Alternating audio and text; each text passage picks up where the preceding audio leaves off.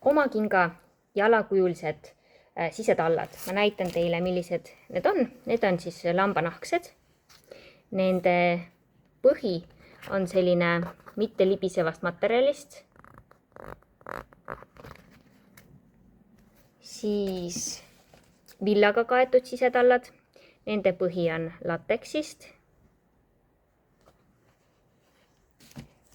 Termotallad, fooliumpõhjaga siis ja pealt villaga. Ja vildist sisetallad, need on üleni vilt. Siin on näha nende paksused.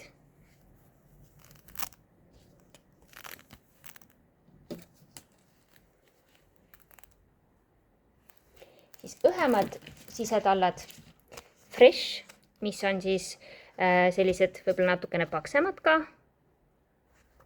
Recycled leather, ta ümbertöödeldud nahast, need on üsna õhukesed, alt ka libisemiskindlad.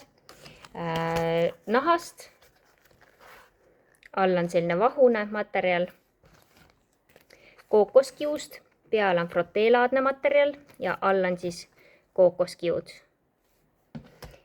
Ja airsoft on sellised võrkjast materjalist pealt ja alt samamoodi libisemiskindel lateks.